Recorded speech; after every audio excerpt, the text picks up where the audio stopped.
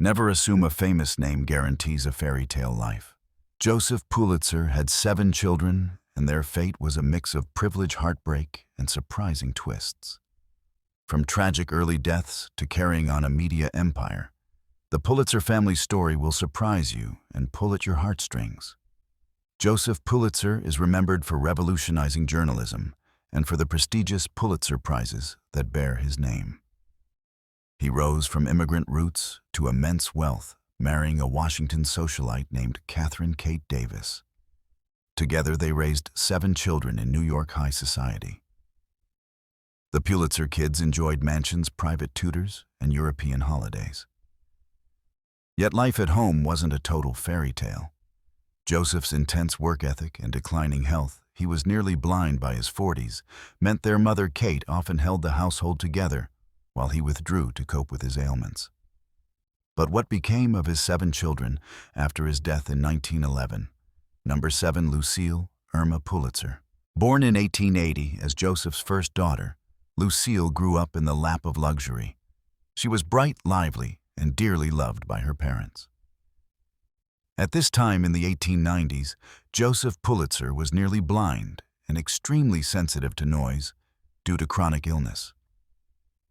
He often retreated to dark, silent rooms, or even his soundproof yacht to ease his nerves, and Lucille's gentle company was a great comfort to him in those difficult years. She was privately educated and raised among high society, poised to become a cultured young woman of the Gilded Age. However, Lucille's life was cut heartbreakingly short.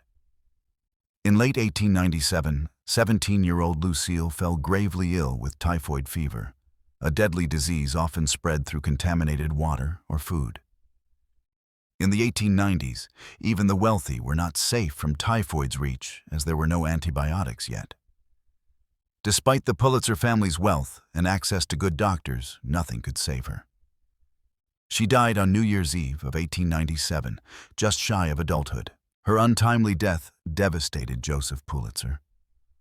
By many accounts, Lucille was his favorite child. Losing her plunged him into profound grief.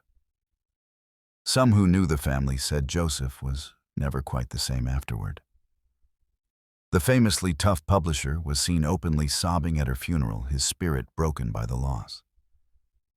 Lucille's death left a lasting mark on the family, and even on Joseph's philanthropy. To honor her memory, Joseph established the Lucille Pulitzer Scholarship at Barnard College, ensuring that young women could get an education in her name. He also later dedicated the Columbia University Graduate School of Journalism to Lucille's memory, a poignant tribute from a father who never forgot his daughter.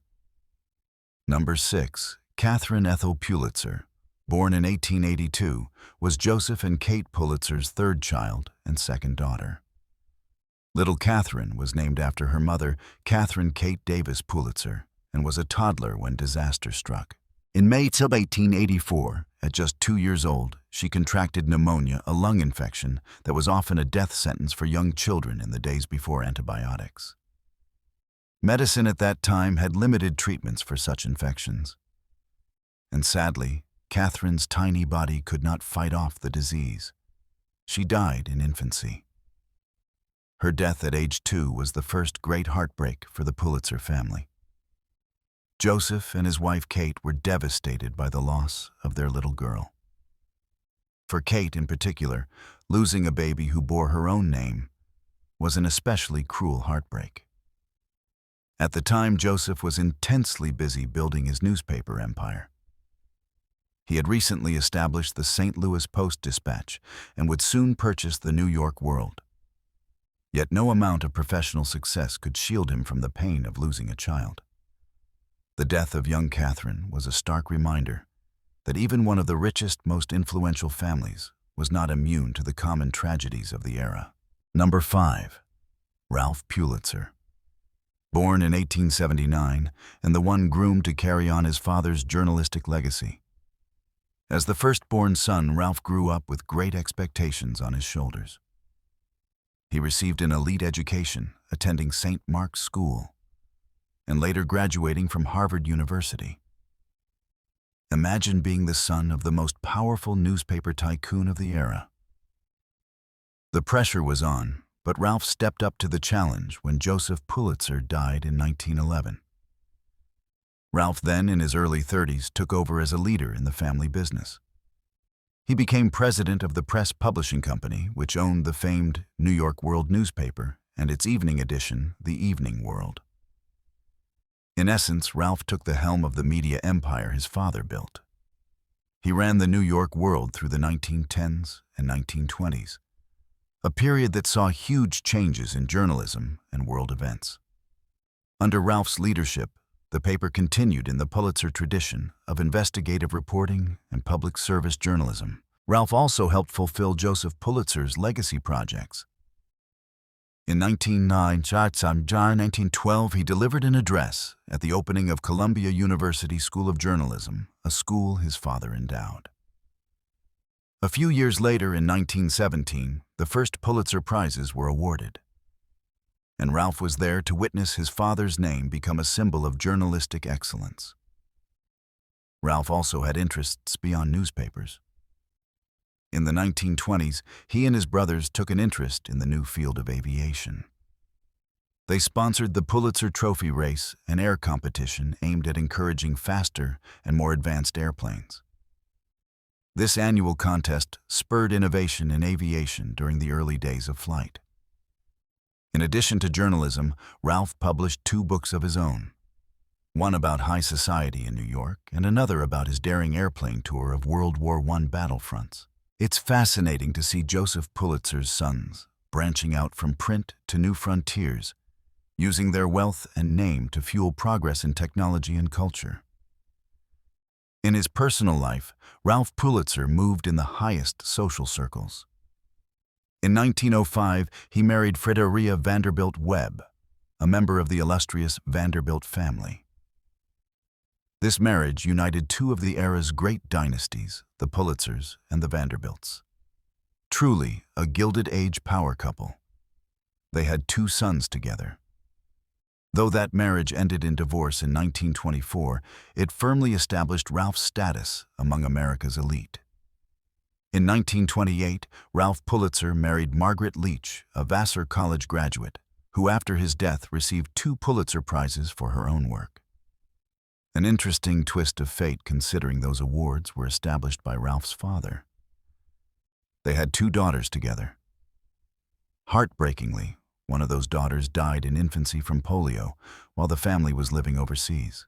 Professionally, Rapp's tenure at the New York World eventually came to an end when the newspaper industry faced hard times. The Great Depression hit the media business, and in 1931, the New York World was sold and shut down. Rapph had managed the World until its final days, but economic realities were against it. After the World folded, he remained involved with the family's other media holdings, serving as vice president of Pulitzer Publishing Company, which published the St. Louis Post-Dispatch. Rapph Pulitzer died in 1939 at the age of 60. By the time of his death, he had done his part to extend his father's legacy in journalism, though the flagship New York paper was gone. He left behind 3 children and a reputation as a distinguished publisher and author. Number 4. Joseph Pulitzer Jr. Born in 1885. Not to be confused with his famous father, was Joseph Pulitzer's second son. In his lifetime, he was often called Joseph Pulitzer II to avoid confusion. Growing up, Joseph Jr. lived in the shadow of his bold, larger-than-life father. In fact, it was noted that Joseph Sr. had doubts about his son's abilities. He wasn't sure this quieter, studious boy could handle the cutthroat world of newspapers. Despite this lack of paternal confidence, Joseph Pulitzer Jr. would go on to prove himself as a newspaper man in his own right. Joseph Jr. was only 26 when his father died in 1911. While his older brother Rapph took charge of the New York papers, Joseph Jr. focused on the family's Midwestern cornerstone, the St. Louis Post-Dispatch. This was the paper that had started the Pulitzer empire back in Missouri, and Joseph Jr. became its publisher. He dedicated decades of his life to running the Post-Dispatch, making it one of the most respected newspapers in the country. He and Ralph stayed in close touch, coordinating their efforts to uphold their father's high journalistic standards in both New York and St. Louis. Under his leadership, the Post-Dispatch carried on the Pulitzer tradition of public-minded journalism. The paper even won Pulitzer Prizes. Yes, the awards named after his father for its reporting during his tenure. Joseph Jr., his life wasn't as flashy as his brother Ralph's. He was known as hard-working and serious, more comfortable in the newsroom than in high society parties. He had married Eleanor Wickham in 1910, and together they raised a family of 3 children, including a son named Joseph Pulitzer III, continuing the family name to the next generation, and 2 daughters. Joseph Jew largely stayed out of the gossip columns, focusing instead on the business of journalism and the responsibility of upholding his father's legacy in St. Louis. One of Joseph Jr.'s major challenges came as the media landscape changed mid-century. Unlike the New York World, which had shut down the Post-Dispatch, remained profitable and influential. Joseph Jr. oversaw the paper through 2 world wars, the Great Depression, and the post-war era. By all accounts, he succeeded in keeping the Post-Dispatch strong. When he eventually passed the reins to his own son in the 1950s, the paper had been in Pulitzer hands since 1878 without interruption. Joseph Pulitzer Jr. died in 1955 at the age of 70. At the time of his death, he was still the publisher of the St. Louis Post-Dispatch, and his son Joseph Pulitzer III took over after him, extending the family legacy further. Joseph Jr.'s story is one of steady stewardship. He may not have been as famous as his father, but he quietly ensured that the Pulitzer name remained relevant in journalism for many years. In doing so, he proved his father's early worries wrong and demonstrated that he was indeed a capable newspaperman carrying the torch in St. Louis. Number 3. Edith Pulitzer Moore, born in 1886, was Joseph's 3rd daughter and 5th child overall. Edith's life took a different path, focusing more on family and society life. She grew up amid privilege, like her siblings, splitting time between the Pulitzer mansion in New York City and the family's opulent country and seaside homes. The Pulitzers kept estates in places like Bar Harbor, Maine and Jekyll Island, Georgia. Edith would have been a young girl when her sister Lucille died in 1897. And those early family sorrows perhaps made her value loved ones all the more. In 1910, Edith Pulitzer married William Scoville Moore, a businessman. She became Edith Pulitzer Moore, and together they started a family of their own. Edith and William had several children. Reports say they had up to 5 children. Tragically, 2 of Edith's sons were killed while serving in World War II, a loss that brought her unimaginable sorrow. Another of her sons carried on a bit of the Pulitzer spirit by becoming a newspaper publisher in New York State after the war. She experienced the joys of a large family and also the pains of great loss. Edith devoted much of her life to raising her kids and engaging in charitable activities. As a wealthy heiress of that era, it was common to be involved in philanthropy, and she was indeed active in various social causes, though she preferred to do so outside the limelight. Throughout her many years, Edith witnessed dramatic changes in society and the Pulitzer family's role in it. Her brothers Ralph and Joseph Jr. had long since passed the business on to the next generation by the time she reached old age. Edith's long, steady life, lived mostly outside of public scrutiny, was an anchor for the family. Number 2. Constance Pulitzer Elmsley, born in 1888, was the youngest daughter of Joseph and Kate Pulitzer. Interestingly, Constance was born in France, while her parents were abroad. She is said to be the only Pulitzer child born outside the United States. Constance grew up in privilege, like her siblings, likely spending summers at grand family retreats and winters in New York's high society. She was known to be a gentle, intelligent young woman with a warm personality. In 1913, Constance made a romantic match that turned a few heads. She married William Gray Elmsley, a scholar and minister. In fact, William first met Constance while tutoring her younger brother Herbert, a chance encounter that bridged their different worlds. Despite differences in social background, she was an AI sus, he was an academic clergyman. The two fell in love. They married in a ceremony at Lake Tahoe, and Constance became Constance Pulitzer Elmsley. The couple settled in Greenwich, Connecticut, where William served as a minister. Constance embraced her role as a minister's wife, an active church member, hosting parish events, helping with local charities, and raising their children in a loving home. They had 3 children together, a son named Kenward Elmsley, who would later become a noted poet and writer, and 2 daughters. This growing family carried on a creative spark in the Pulitzer lineage. Constance's life seemed happy, but it was not very long. Sadly, Constance died in 1938 at the age of 49. Her death came far too early, much to the sorrow of her family. By the late 1930s, the Pulitzer family had already lost their father Joseph and eldest brother Ralph, and Constance's passing added to the string of family losses. The details of her death are not widely recorded. It may have been due to illness, but 49 was considered young even in that era. Number 1. Herbert Tony Pulitzer, born in 1896. His full name was Herbert Anthony Pulitzer, which earned him the nickname Tony. As the baby of the Pulitzer clan, Herbert grew up with the benefits of great wealth, but also saw firsthand the tragedies that struck his family.